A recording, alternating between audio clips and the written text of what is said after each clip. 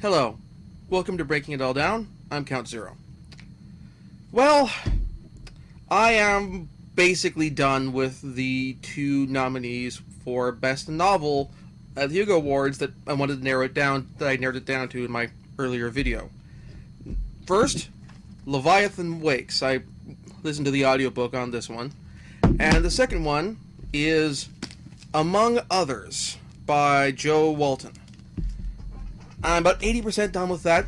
I've read enough to pass judgment. I'm going to finish the book, but I've read enough to really decide about what I want to vote for, or recommend that if you are a registered voter for the Hugos, that you vote for. So, let's start off with the first one I finished, Leviathan Wakes. This is basically, well, it's space opera. It's not a starfaring interstellar space opera like your Lensman, your Star Trek, your Star Wars, Bab 5, whatever. I could start listing off books and series all day. It's not that. It is a, for lack of a better term, it is a solar space opera. It stays within the solar system. The story starts out when a ice hauler collecting and mining ice from the rings of Saturn receives a distress signal from a spacecraft. It comes to investigate and gets blown up with a small number of crew members surviving. They send their information that they have from their sensor records as part of their distress signal and point out that the evidence they have of who attacked them points towards the government of Mars and Earth, and the, for lack of a better term, the Rim, the what's called the Belters, basically the colonists of various asteroid colonies, each have their own little separate governments. And the Belters respond harshly and negatively, as you would expect, because they depend on asteroid miners and that sort of thing to have the water and air they need to survive. And similarly, Mars is upset because they assume they're being accused of an act of war, which apparently they did not do. So this leads to the 2 plots of this, the A and B plot. A plot is the survivors of the attack on the ship. The, what's the name of it again? The, okay, they don't give the name of the ship. The derelict of the Scopuli, but the vessel that the survivors are from is not mentioned in the back cover. It's been a while. Anyway, they're trying to survive and try to avoid getting blown up and all of the problems they run into. There's a serious bit of the story where basically they don't end up on a ship that doesn't end up getting attacked at some point. They just rarely get a breather. That's actually the good bit of that A plot, is it just keeps going.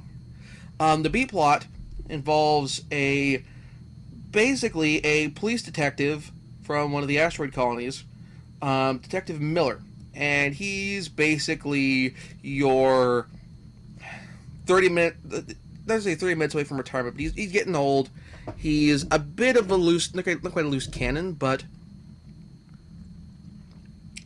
he's a bit of a, he's a bit old-fashioned. He's a bit gruff, a bit tough, but he's not quite the loose cannon cop in the way you suspect. He's not Dirty Harry. He's not going to shoot a guy for looking at him funny or anything like that. He's not Popeye Doyle. He's not dirty, or doesn't have the air of being dirty. In fact, he's probably more honest than some of the other people on the force. But in his own separate way. He's still pragmatist.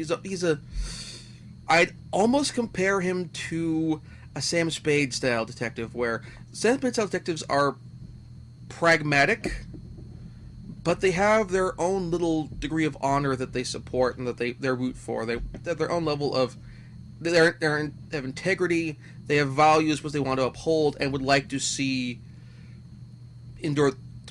Put this another way, they're pragmatic people who don't want to be pragmatic. They live in a They know they live in a harsh, cynical, dark world, dark, grim world, which they'd like to see become better, but they don't see how that could happen. They don't expect. They quietly dream of a happy ending, but when they wake up, they know they'll never get one. Not even a bittersweet. They expect not even getting a bittersweet ending. It's like living in Law and Order, in a Law and Order episode. I guess another good way of putting it. So these two plots eventually intersect, but it's interesting seeing how they bounce between the two. Miller's plot is very much a detective story, and as someone who grew up reading detective stories, I appreciate getting a science fiction detective story. I've always enjoyed those, and enjoy how the people who write them kind of do a good job of thinking ahead about, okay, here's what detective work is like, and here's how technological advancements moving ahead will both make detective work easier and harder, and kind of thinking about how that affects, well, crime solving. And so it provides a good pacing breather from the A plot, which is bang, bang, bang.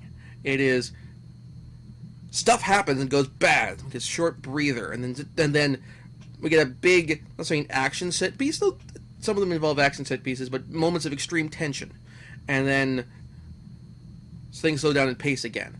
And it reminds me a lot of the movie version of Fellowship of the Ring. The book version, it has this habit of stopping dead repeatedly.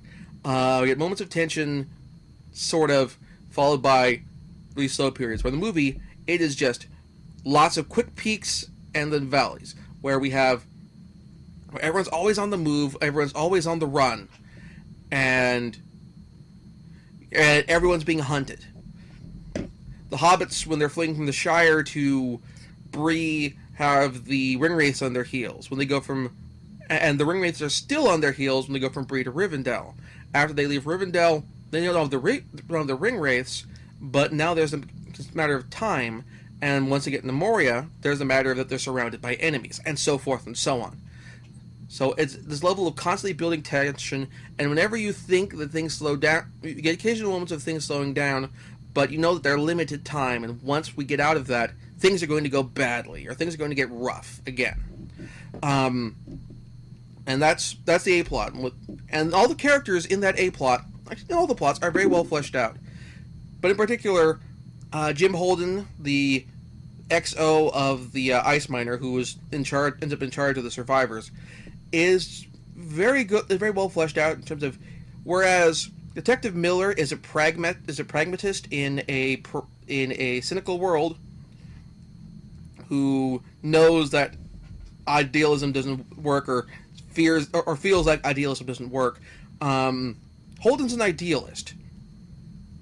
He is basically the idea of his philosophy is, well, if we tell everyone everything we know, then something will get done about this, and people will make the right decisions or that sort of thing.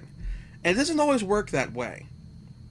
And this leads to my interesting little points about the book that I like is the book's also, aside from the A and B plots, the main conflicts here is very cultural. The book does a good job of setting that up, in that the Belters are ultimately, whether they like it or not, insanely vulnerable. Every asteroid colony, it depends on Earth, Mars, and ice miners to survive. Any food supplies must come from Earth and Mars. The ice miners are the ones who provide them the drinking water, and no matter how much recycling systems they have, and no matter how good they are, they'll be lost, they'll be waste, and all this other sorts of stuff. It does a good job of painting an idea of what a life on an asteroid colony or a long-term space station would really be like. Something that even Babylon 5 didn't get into, which kind of surprised me. For example, air. We are on Earth. We have fresh air, more or less, unless you're like living in like a really smoggy city. So you open the window, you get in fresh air. You don't necessarily are smelling, unless you're in like a confined space without good ventilation. You don't have to deal with, well, the smell of everybody else. You don't have to worry about your people's body odors and food odors and waste odors and all this other stuff. I don't just mean like, bodily waste. I mean like, okay, garbage can waste. All this sorts of stuff. And the book gets into that as far as like, as far as like the air, you like scented.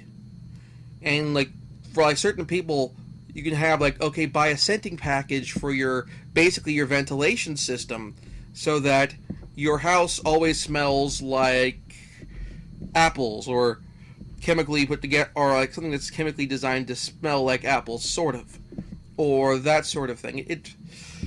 It reminds me like how people describe the Middle Ages and the Renaissance and so forth. As far as the Renaissance is, everybody's very heavily perfumed because people didn't bathe much, or if they did, they still perspired a great deal. We don't have underarm deodorant like we have now, where it completely eliminates odor. You used perfumes and colognes and that sort of thing to mask your odor, and all sorts of other stuff that just makes this interesting for us. It's a world. It is a well put together world.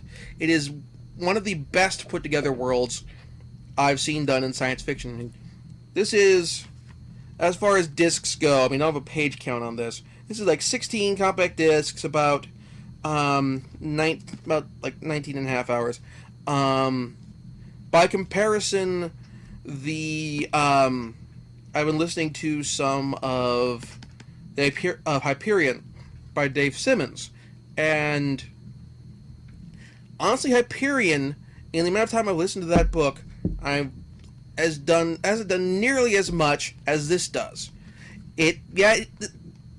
Leviathan Wakes info dumps, but the info dumps are interesting because they are done from the perspective of the characters. They're not done by some third-person omniscient narrator. They are done from Detective Miller, who's been born and raised in asteroids. He's a belter, and he gives the belter's mindset of they are living on the raggedy edge, and you are a whole difference away from annihilation, and they feel that in the belt that people from down the gravity well, like Earth and Mars, are very radically different philosophically from they are, because, I mean, if you're living on Mars or on Earth, you can walk outside and see the sky. You have... It puts you in a very distinct mindset when you have the protection of an atmosphere, something that you don't have in an asteroid where you're always at risk from everything, and even a ship crashing into your asteroid because it's off course or its engines mess up or something can send you to total annihilation. It is just amazing. If I give a minus to this, I'm kind of an idealist. I have a lot in common philosophically with Jim Holden.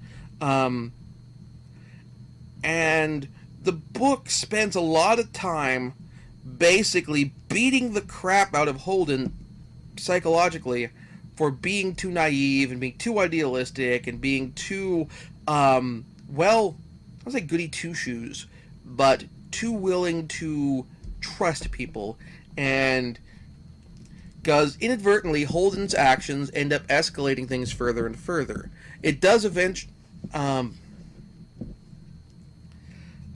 lead to kind of a good solution, but it does, for a certain part of it, everything Holden does in an attempt to make things better ends up making things worse. I'm not going to try to go too much into spoilers here, but this is part of my main objection to the book is I find the right way to phrase this. And I've thought a lot about this, and I think the ultimate problem I have with this is it's kind of the attitude of Superman is dumb because he believes in truth and justice. Batman is dumb because he doesn't kill the Joker. It's kind of those attitudes together, combined together of, well, the ideal is the cynical the pragmatic, the possibly logical viewpoint to do would be kill the Joker, and it'd save us a whole lot of hassle and a lot of deaths in the future. Because, well, he's never going to be redeemed, going to get out and try and kill again, so obviously, taking the Joker out of the equation permanently is the best for all of Gotham and for possibly all of DC Universe's Earth. But on the other hand, well, put it another way. Yes, I mean, the easy way, the pragmatic, cynical way is kill the Joker. But how does that make us better than him to a certain extent? If we're trying to make ourselves better than the villains, then we have to stop and go, yes, this is a pragmatic world, but maybe the pragmatic decisions aren't the best way to go. And as far as for the sake of our souls, for lack of a better term. Interestingly, a movie I watched recently, The Expendables, actually kind of takes this route. Stallone's character and his team, Stallone is very much at the beginning the pragmatic, cynical guy. And basically, he gets talked into taking the idealist route, and saving the girl and letting her and overthrowing the dictatorship and letting her rebuild her country in a way that is better, because he basically Tool, the character played by, I am freaking having brain farts today. The character Tool tells him that, well, I kind of been doing this so long, my soul's dead. And I know my soul died because he gives this antidote, which I don't want to spoil. It's a very well delivered scene in the film. And then this kind of persuades Stallone's character to take action. It's great. It's a great scene. And it gives a character in a Stallone movie, in a homage to 80s action movies, which, depending on how many of them you've seen, you'll know there's no emotional depth in those characters at all. It gives that character a moment of emotional depth, which is surprising and interesting. And I like it when we get this sort of emotional depth where we have characters who are not afraid to be idealistic, characters who are not afraid to recognize that perhaps the most logical option at the time is not necessarily the most reasonable in certain respects. But anyway, long story short, I enjoyed this book. And I'm definitely going to read the sequel when it comes out later this year. But it's not the book I liked the best. The book I liked the best was Among Others. This is a book which has fantasy elements to it, and when I first read the description I thought, well, this is a fantasy novel, right? Shouldn't this be with the World Fantasy Awards? Why is this with the science fiction? But then I read that the narrative of the story involves the character's love of science fiction and building friends amongst science fiction fandom and so forth and so on. So it's okay, I read it. I'll give this a shot. Well, Leviathan Wakes is a really, really good science fiction novel. It is, as far as within science fiction. You can be a good book and not be a good science fiction novel, and you can be a science fiction novel without saying, okay, this is a great work of... This isn't something where, if you go too far outside of science fiction, people won't get into it. This is a book which is just generally overall an amazing book. It is first person, written in diary form. The main character's name is Morwenna. I don't know her last name. And there's some backstory in this which is slowly spelled out, where she and her twin sister had a conflict with her mother involving magic, and her mother ended up killing her sister, and Morwenna ran away and is trying to use magic and other stuff to hide, and she's currently now going to a boarding school. And And throughout all this, she reads science fiction, particularly because partially this kind of as escapism, but also she likes the sort of different ideas that are expanded science fiction. She is a science fiction fan, written by a author who understands science fiction fans, because she is one, honestly. And she's writing science fiction. Joe Walton's written loads of science fiction before, and she'll no doubt write more in the future. And this is a great book. This is a really great book. The character, Morwenna, is well fleshed out. The rules of magic are spelled out fairly early on. They're simple enough that you don't forget them if you set the book down and pick it up again a week later because you're working on midterms. But what makes this book, I think, great, it relates to actually an author who the main character more derides later on in the book. Not a spoiler here. Judy Blume. I'll admit, I haven't read any of Judy Blume's stuff. I know her work by reputation because when Banned Books Month comes around, I go and I hunt down the list of most banned books and read through it. And I swear to God, Judy Blume, if you go not by number of places a book has been banned, but not by number of individual works that have been banned or challenged, Judy Blume would be like the number one most challenged author in the history of literature, at least within the United States. Because when she writes books about young women, or young people in general, she aims to be real. She has them dealing with real problems, real concerns, in a real fashion. Peer pressure, sexuality, puberty, that sort of thing. And she doesn't go for weird metaphors and that sort of thing. When the character's dealing with with the female character's dealing with menstruation in the book, she deals with menstruation. She doesn't develop psychic powers as a metaphor for menstruation. And in the book, Morwenna kind of derides Judy Blume as being, what's the quote? I'm actually I'm going to mark this page so I can use the exact quote. For one thing, they are so relentlessly downbeat, and despite that you will know everyone will overcome all their problems in the end and start to grow up and understand how the world works. You can practically see the capitals. I've read half a ton of Victorian children's books because we had them lying around at home. Elsie Dinsmore and Little Women and Eric, or Little by Little, and What Katie Did. They're by different authors, but they all share the same kind of moralizing. In the exact same way, these teen problem books share the same kind of moralizing, only it's neither so quaint nor so clearly stated as in the Victorian ones. Oh, and one other bit. I'd rather take the tier. If I have to have a book on how to overcome adversity, give me Pollyanna over Judy Blume every day. Though why I would read any of them when the world contains all this SF is beyond me. Even within books written for children, you can learn way more about growing up and ethical behavior from Space Hostages or Citizen of the Galaxy.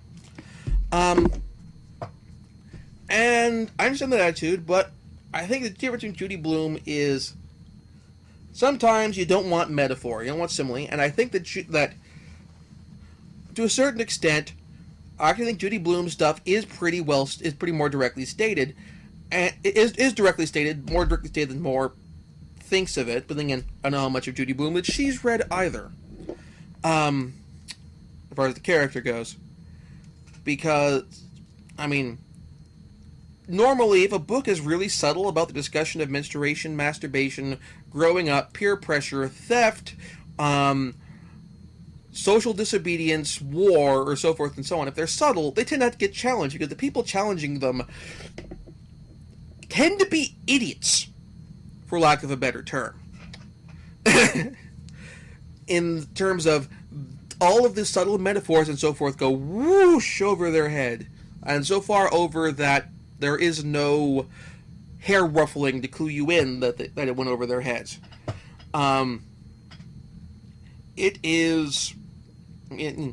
So actually, this book I think probably would fit in well to that category of books that should be shelved in the YA department, along with Judy Blume and so forth, but once they're put there, are just as likely to get challenged.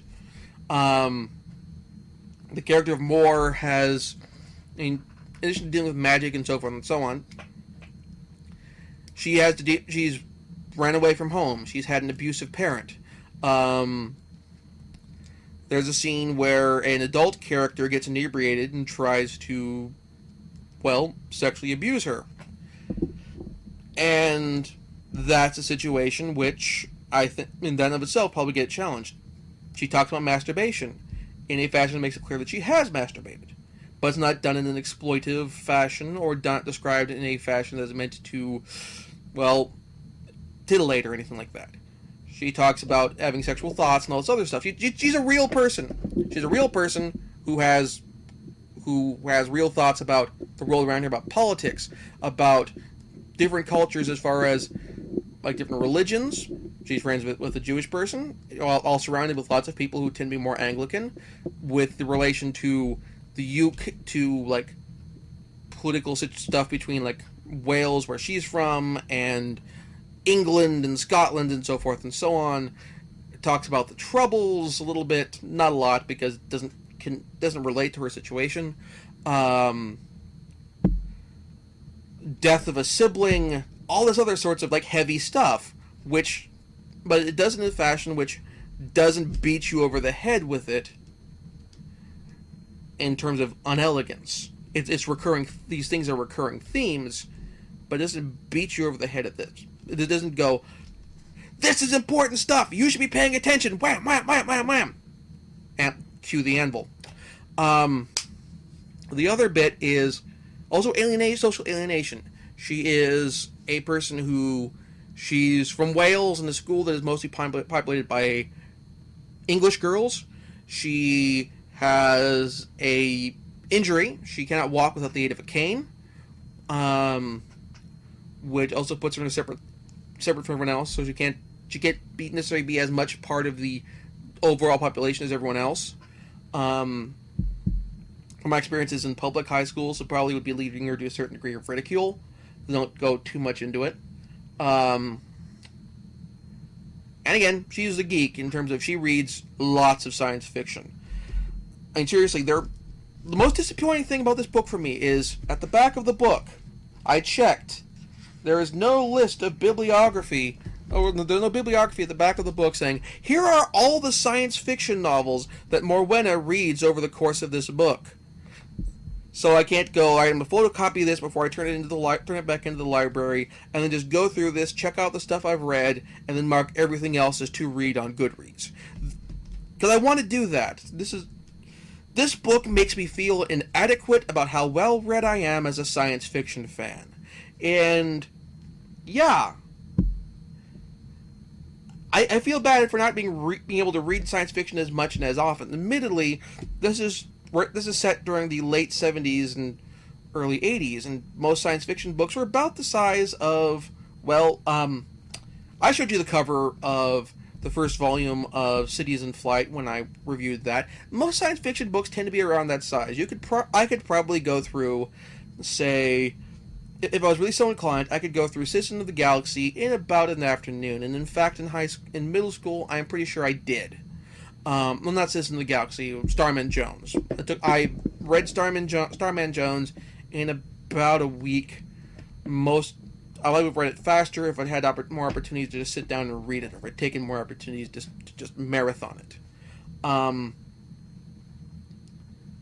So, anyway, as it is though, as far as which book I would go for, I think I'd go for more Among Others. It feels to me like a book where I enjoy Leviathan Wakes, but I can't go give it a universal recommendation to everybody. Among Others is a book where, honestly, I think, phrase this the best way, I think this is New York Times bestseller list material. I don't mean this in some sort of sellout way. I mean, this is a book where if you got this into enough people's hands, I think they'd all enjoy it. I think if this gets a paperback edition, I think this could really take off. As far as something more easy for people to carry around, I don't know. It's a really, really good book. I do feel, all the Judy Blume comparisons, again, caveat, I haven't read enough Judy Blume. I really need to hunt down somebody I know who's read enough Judy Blume and have them read this, and then get them on here to give a compare and contrast. Alternatively, if you have read this and you have read a lot of Judy Blume, please feel free to post a video response or something in the comments explaining how I am totally on the money and I am right and brilliant in every possible way. And I am the most smartest man in the entire worldist thingy.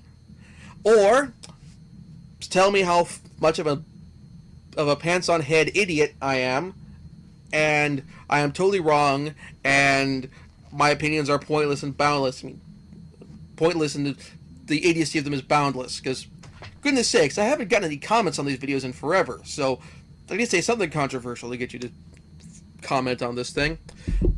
Anyway, so my pick, among others, I believe is my pick for Best New Novel, or Best Novel in the 2012 Hugo Awards. Now, admittedly, later I will probably come across some other book where I feel, oh, this book should have been nominated in place of something else, but that's a matter for another time. So that's done. Next week. Next week is E3, so I will be doing a bunch of videos after each press conference, or after I've watched each press conference, saying, this press conference was awesome, this press conference was dumb, oh my god, Ubisoft brought back Mr. Caffeine, someone needs to be shot, something to that effect. And I'll be giving my thoughts on those. The Konami press conference is tonight. I won't be able to watch it live because I have D&D this evening. Some of the Saturday stuff I might not be able to watch that day, if there's anything on Saturday, because I and a bunch of friends will be going to hang out, eating chili, and watching all of the Alien movies. So that's Saturday. So anything on Saturday won't be getting covered by me.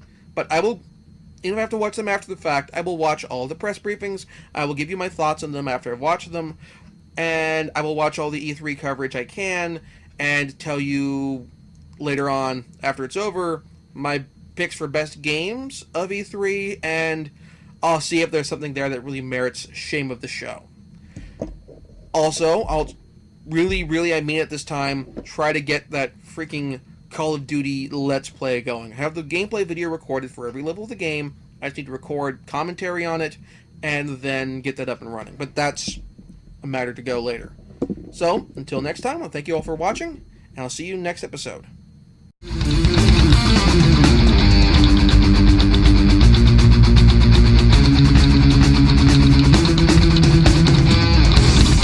Records as part of their distress signal, and point out that the evidence they have of who attacked them points towards the government of Mars and Earth, and the, for lack of a better term, the Rim, the what's called the Belters, basically the colonists of various asteroid colonies, each have their own little separate governments, and the Belters respond harshly and negatively, as you would expect, because they depend on asteroid miners and that sort of thing to have the water and air they need to survive. And similarly, Mars is upset because they assume they're being accused of an act of war, which apparently they did not do. So this leads to the two plots of this, the A and B plot. A plot is the survivors of the attack on the ship, the, what's the name of it again? Okay, they don't give the name of the ship. The derelict of the Scopuli, but the vessel that the survivors are from is not mentioned in the back cover. It's been a while. Anyway, they're trying to survive and try to avoid getting blown up and all of the problems they run into. There's a serious bit of the story where basically they don't end up on a ship that doesn't end up getting attacked at some point. They just rarely get a breather. That's actually the good bit of that A plot, is it just keeps going. The B plot involves basically a police detective from one of the asteroid colonies, Detective Miller, and he's basically your 30 minutes away from retirement, but he's getting old. He's a bit of a not quite a loose cannon, but he's a bit of a maybe old-fashioned, He's a bit gruff.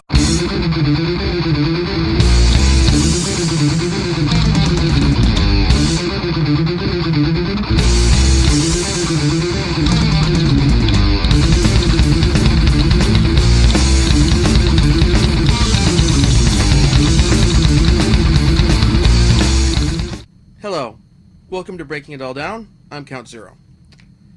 Well, I am basically done with the 2 nominees for Best Novel at the Hugo Awards that I wanted to narrow it down, that I narrowed it down to in my earlier video.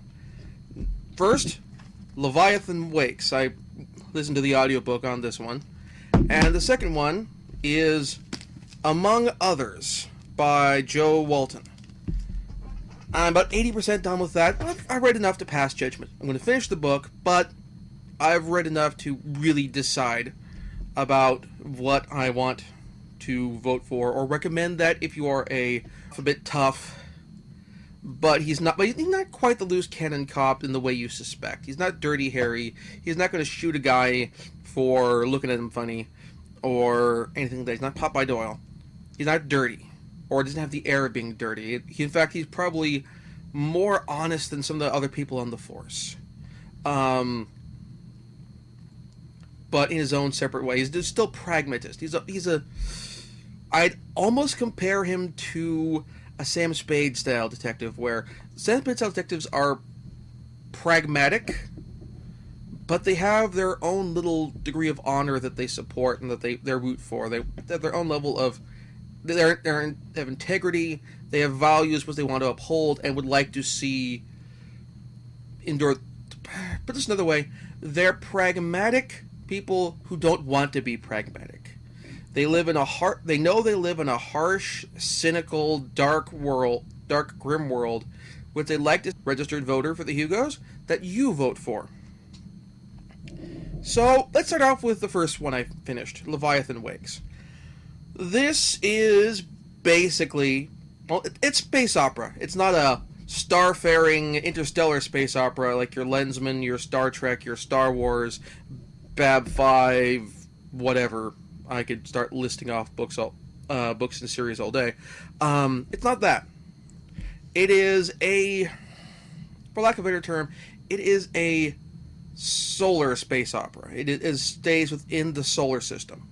The story starts out when a ice hauler collecting and mining ice from the rings of Saturn receives a distress signal from a spacecraft. It comes to investigate and gets blown up with a small number of crew members surviving. They send their information that they have from their sensor